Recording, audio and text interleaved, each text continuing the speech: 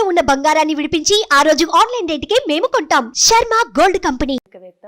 ప్రముఖ జ్యోతిష వాస్తు పండితులు మంత సూర్యనారాయణ శర్మ గారు ఉన్నారు. గురుగారితో మనం మాట్లాడదాం. నమస్కారం గురుగారు. నమస్కారం అమ్మా. శుభం యాదవ్. గురుగారు, ఇప్పుడు రేవతి నక్షత్రంలో జన్మించిన వాళ్ళకండి అసలు వీళ్ళ స్వభావం ఏ విధంగా ఉంటుంది, అలానే వీళ్ళు పర్టికులర్గా ఒక రత్నం అంటూ ఏం ధరించాలి? రేవతి నక్షత్రం మనకేంటే చాలా విశిష్టమైన నక్షత్రం అమ్మ. 27 నక్షత్రాల్లో ఆఖరి నక్షత్రము. అలాగే 108 పాదాల్లో రేవతి 4వ పాదం అనేది ఆఖరి పాదం అంటారు. 108 అనే దానికి మనకు ఒక విశిష్టత ఉంది. మనం ఏ మంత్రం జపం చేసినా 108 సార్లు చేయాలంటాం. నక్షత్రాల్లో ఆఖరి నక్షత్రం, దానికి అధిపతి బుధుడు. అది మీనరాశిలోని. మీనరాశికి అధిపతి గురుడు, ఈ నక్షత్రానికి అధిపతి బుధుడు. ఇద్దరు మంచి గ్రహాలే, కానీ ఇద్దరికి పడదు. ఓకే, సో ఇక్కడ ఏంటంటే బుధుడు ఏం చేస్తాడు, గురుడు ఏం చేస్తాడంటే రాశ్యాధిపతి అంటే మీనరాశికి అధిపతి గురుడు ఏం చేస్తాడు, జ్ఞానకారకుడు. బుధుడు చూస్తే మేధస్సుని ఇచ్చేవాడు. సో జ్ఞానం వేరు, మేధస్సు వేరు. సో ఈ మేధస్సు ఇచ్చేవాడు ఈ నక్షత్రాధిపతి అయినడానికి అధిపతి బుధుడు అనమాట. ఈ బుధుడు ఏం చేస్తాడంటే ఈ ప్రపంచంలో ఒక మేధస్సుతో ఏదైనా మనం పని చేస్తున్నామంటే దాని అంతటి కారకత్వం బుధుడు. అంటే ఫర్ ఎగ్జాంపుల్ మీకు చెప్తాను, చదువుకుంటాము, చదువు అంతా ఇచ్చేది గురుడు. దాన్ని మనం ఇంప్లిమెంటేషన్ చేస్తాం. మనం చదివిన చదువు ప్రాక్టికల్గా నాలెడ్జ్తోనే మనం ముందుకెళ్తాం. ప్రాక్టికల్ నాలెడ్జ్ చేయకపోతే మనకు ఆహారం దొరకదు. ఈ భూమి మీద పుట్టింది ఎందుకంటే ఏదైనా ప్రాక్టికల్గా చేస్తేనే మనకు అవతల డబ్బులు ఇస్తే మన ఆహారం తీసుకుని మనం జీవించడానికి అవకాశం ఉంది. సో ఈ ప్రాక్టికల్ నాలెడ్జ్ చేసేదంతా ఎవరంటే మేధస్సుతో చేయాలి. దానికి అధిపతి బుధుడు. సో ఈ రేవతి నక్షత్రాది అధిపతి అయిన బుధుడు చాలా ఇంపార్టెంట్ రోల్ ప్లే చేస్తాడు ఈ విశ్వంలో అన్నమాట. సో మనకు ఇంకా సులువుగా అర్థం అవ్వాలంటే బియ్యం అన్నది జ్ఞానం అనుకోండి, అన్నంగా మార్చడం అనేది మేధస్సు అనుకోండి. ఆ బియ్యం అనే జ్ఞానం మనం తినలేం. ఎన్ని బస్తాలు ఇంట్లోనే మనం తినలేం. దాన్ని ఏం చేయాలి, నీళ్ళు వేయాలి, దాన్ని కొంచెం ఉడకబెట్టాలి. అంత చేస్తే అన్నంగా తాగిన తర్వాత హాయిగా తింటాం, ప్రశాంతంగా ఉంటే కడుపు బ్రహ్మాండంగా ఉంటే ఆరోగ్యంగా ఉంటాం. సో ఈ మేధస్సుకి అన్నది మనం అప్లై చేయకపోతే ఈ ప్రపంచంలో మనం ఏమీ చేయలేం. చాలామంది జ్ఞానం ఉంటుంది కానీ మేధస్సుని అప్లై చేయలేరు. స్కూల్ టాపర్ అంటారు, కాలేజ్ టాపర్ అంటారు. ఇంటర్వ్యూలోకి వచ్చేసరికి వాళ్ళేమో ఇంటర్వ్యూ సక్సెస్ కాలేదు, వదిలేసారంటారు. ఎందుకంటే ఇంటర్వ్యూ దగ్గరికి వచ్చినప్పుడు మేధస్సుని వాడాలి. ఈ స్కూల్లో టాపర్కి కారణం ఎవరంటే గురుడు. జ్ఞానం ఇచ్చాడు, చదువు ఇచ్చాడు, అదేదో సినిమాలో చెప్పినట్టుగా బ్రహ్మాండంగా టాపర్ అయిపోయాడు, బాగానే ఉంది. ఇంటర్వ్యూలో అటెండ్ అయ్యి సక్సెస్ అయ్యాడా, ఇంటర్వ్యూ వెళ్ళడానికి భయం వేస్తుంది వాడికి, ఎందుకంటే బుధుడు సరిగ్గా లేకపోతే. సో ఇలాగ మనకి ఏంటంటే ఈ రేవతి నక్షత్రం ఏంటంటే 108వ పాదం ఏదైతుందో ఎవరైతే పుడతారో వాడు ప్రపంచాన్ని ఏలే అంత గొప్పవాడు అవుతారంట. అస్ట్రాలజికల్గా చాలా ఇంపార్టెంట్ రోల్ ప్లే చేస్తున్నారు. ప్రపంచం ఎలా అంటే ఎంత మేధస్సు ఉండాలి, సో అంత గొప్పవాళ్ళు అవుతారు. ఇంకా మళ్ళీ ఇఫ్స్ బర్డ్స్ కండిషన్స్ బోర్డు ఉన్నాయి చెప్తారు కదా ఇన్సూరెన్స్ కంపెనీ వాడు, కింద కండిషన్స్ ఫాలోస్ అంటారు కదా. అలాగే జ్యోతిశాస్త్రంలో బోర్డు కండిషన్స్ ఉన్నాయి, మీకు చెప్పేస్తాం. కానీ అన్లెస్ అంటిల్ ఈ లగ్నం ఇది ఇదై బుధుడు పలానా ప్లేస్లో ఇలా ఉండాలి, ఇలా బోర్డు రకాల కండిషన్స్ ఉంటాయి. బట్ బేసిక్ ఏంటంటే బుధుడు లేని జీవితం అన్నది వ్యర్థం. మీకు సోర్స్ ఆఫ్ ఇన్కమ్ ఇచ్చేవాడు, రిసోర్సెస్ పెంచేవాడు, అలాగే ఆర్థిక వనరులు ఇచ్చేవాడు. ఆర్థికంగా ఏ పూట మనకి ఇబ్బంది లేకుండా ఎందుకంటే finance is something like oxygen to the man. అందరూ అంటారు మాకు డబ్బు ఏముందండి పర్వాలేదు అంటారు, కానీ డబ్బు లేనిది జీవితం జరగదు. ఇది లైక్ ఆక్సిజన్. సో ఆ డబ్బును క్రియేట్ చేసేవాడు బుధుడు. మనకి ఏదైతే ఆక్సిజన్ అనుకుంటున్నామో అది క్రియేట్ చేసేవాడు బుధుడు అనమాట. సో నక్షత్రాధిపతి బుధుడు కాబట్టి అశ్లేష నక్షత్రంలో పుట్టిన వాళ్ళు ఆల్వేస్ ఏంటంటే వాళ్ళు ఎవరైనప్పటికీ ఒక వ్యాపార ధోరణితో ఆలోచిస్తారు. వాళ్ళకి వచ్చిన 100 రూపాయలు సాటిస్ఫై అవ్వరు. ఇప్పుడు 1000 ఎలా చేయాలని ఆలోచిస్తుంటామట. సో దానికి తగ్గట్టుగా దశలు బాగుంటే they are the success person in this world అని చెప్పచ్చు మాట. అంటే ఇప్పుడు ఎక్కువగా ఏ రంగంలో రాణిస్తారండి నక్షత్రంలో జన్మించిన వాళ్ళు? బుధుడు యొక్క నక్షత్రం అంటే టాప్ టు బాటమ్ అన్నీ తీసుకోవచ్చమ్మా.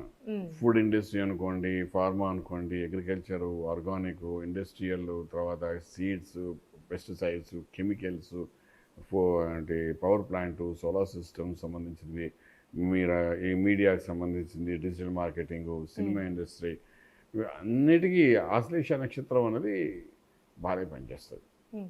అది ఆ నక్షత్రం పుట్టి ఆ నక్షత్ర బుధుడు వల్ల ఇవన్నీ జరుగుతుంటాయి అన్నమాట. ఇవన్నీ ఆల్మోస్ట్ 90% మన చుట్టుపక్కల ఉన్న మనం కనెక్ట్ అయి ఉన్న ప్రతి ఒక్కరి బుధుడు యొక్క ఇన్ఫ్లుయెన్స్ అనేది జరుగుతుంటుంది అన్నమాట. సో సొసైటీలో మనం ఆ బుధుడు యొక్క ఇన్ఫ్లుయెన్స్తోనే తిరుగుతున్నాం అన్ని చోట్లకి. ఫర్ ఎగ్జాంపుల్ ఇక్కడ మీరు వచ్చారు, ఏదో ఉద్యోగం ఒక రీల్ చేశారు, ఇప్పుడు నేను వీడియో పెట్టానంటే సోర్స్ ఆఫ్ ఇన్కమ్ కోసం పెట్టాను అంటే అన్ని చోట్ల బుధుడు యొక్క ఇన్ఫ్లుయెన్స్ అనేది ఉంటుంది. ఖచ్చితంగా ఉంటుంది. అందులో ఏమాత్రం సందేహం. ఇప్పుడు మనం మాట్లాడుతాం ఈ వాక్శుద్ధి కూడా బుధుడు వల్ల జరుగుతుందన్నమాట. సో అలాంటి ఆశ్లేష నక్షత్రాధిపతి బుధుడు, అందులోని ఆశ్లేష అంటే అద్భుతమైన నక్షత్రం. లాస్ట్ ఆశ్లేష అనేది మంచి పవర్ఫుల్ నక్షత్రంగా చెప్తారు. లాస్ట్ నక్షత్రం కాబట్టి, బట్ నాట్ ది లీస్ట్ అంటారు. అలాగంటే లాస్ట్ అయినా లీస్ట్ అయితే కాదు, అది మంచి పవర్ఫుల్ నక్షత్రం అన్నమాట. అంటే ఇంత సోర్స్ అంతటిని అక్కడ ఆపుతాం. ఒక తపస్సు చేసే వ్యక్తి ఉన్నాడు, యోగి ఉన్నాడు, ఒక వాక్చాతుర్యంతో చెప్పే ప్రవచనాలు చెప్పే మహానుభావులు ఉన్నారు, అలాగే మన జ్యోతిష్యులు ఉన్నారు, ఇలాగా మెడికల్ రంగంలో మెడికల్ రిప్రజెంటేటివ్స్ ఉన్నారు, అలాగే సిఇఓలు, కంపెనీల సిఇఓలు ఉన్నారు. వీళ్ళందరూ ఈ ఆశ్లేష నక్షత్రం పుట్టి అధిపతి బుద్ధుడైన వాళ్ళు వీళ్ళందరూ ఏంటంటే అలాంటి వాటిలో మిగిలిన వాళ్ళకంటే ఒక ఆకు ఎక్కువగా సక్సెస్ఫుల్గా కనబడడానికి అవకాశం ఉంటుంది. అలానే ఈ నక్షత్రంలో జన్మించిన వాళ్ళకంటే రాజకీయ నాయకులు అసలు ఏ విధంగా రాణిస్తారు వీళ్ళు? రాజకీయ నాయకులు ఏముందో కెమెరా ముందు మాటలు బాగా మాట్లాడతారు, ఈ రకంగా ఉన్న వాళ్ళు సమన్వయపరుచుకుంటూ వెళ్తారు. కానీ ఇన్ ఫీల్డ్లోకి వెళ్ళేటప్పుడు మాత్రం ఏం చెప్తారో, ఫీల్డ్లో ఏం చేస్తారో దానికి చాలా వేరియేషన్ ఉంటుంది. చేయడానికి మళ్ళీ వేరే గ్రహాలు అనుకూలం ఉండాలి.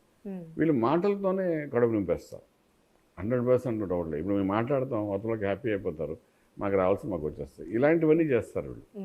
అంటే మాటల్లో ఒక బలం ఉంటుంది. అలాగే సొసైటీని మార్చేది కూడా వీళ్ళే. సొసైటీలో ఒక మంచి చెప్పాలనుకున్నా, ఒక ట్రెండ్ సెట్ చేయాలన్నా, ఒక ప్రవచనం చెప్పే ఆయన ఉంటారు, అలా కొన్ని లక్షల మంది ఆయన ప్రవచనాలు వినడానికి ప్రయత్నం చేస్తారు. అన్ని లక్షల మంది అలా కూర్చోపెట్టగలిగారండి అంటే ఆ మాటకు బలం ఉన్నట్టు కదా. ఆ బలం ఏదంటే బుధుడికి బలం. అయితే వాళ్ళు మాట్లాడారు. బుధుడు కూడా ఆశ్లేష నక్షత్రాధిపతి బుధుడు. సో ఈ నక్షత్రం పుట్టి ఈ బుధుడు యొక్క సంబంధించిన బలంతో ఎవరైతే ముందుకు వెళ్తున్నారో డెఫినెట్గా they are the one way of dictatorship ఉంటుంది. అంటే అలాగే క్రూరంగా ఉండదు, సాత్వికంగా డిక్టేటర్షిప్ ఉంటుంది అందులో. So is a successful man అని చెప్పచ్చు ఈ నక్షత్రం జన్మించి. అలానే వీళ్ళకి ఎలాంటి రత్నం అంటే మంచిదండి ధరిస్తే? పచ్చ పెట్టుకోమని చెప్తాం అన్నమాట. ఆకుపచ్చ ఉంగరం అంటారు, ఇది జాంబియన్ పచ్చ అంటారు. తర్వాత ఇక్కడ సపోటా మైన్స్ అంటారు, కొంతమంది దీన్ని గరుడు పచ్చ అంటారు అంటారు. జాంబియన్ మైన్స్ అంటే ఇదంటే సౌత్ ఆఫ్రికాలో ఉండే మైన్స్ అనేవి. ఇది కూడా ఎలా తయారవుతుంది మీకు 2 నిమిషాలు చెప్తాను. ఇది ఏంటంటే ఆల్మోస్ట్ మనకు వాల్కోనో మాయింటన్స్ ఉంటాయి కదా, అగ్నిపర్వతాలు ఉంటాయి కదా, ఒక్కసారి పేలినప్పుడు ఏంటంటే ఆ లావా వచ్చి అలాగా పారుతూ వెళ్తూనే ఎండిపోతుందన్నమాట. అలా ఎండిపోయిన కొండల్లా తయారవుతాయి.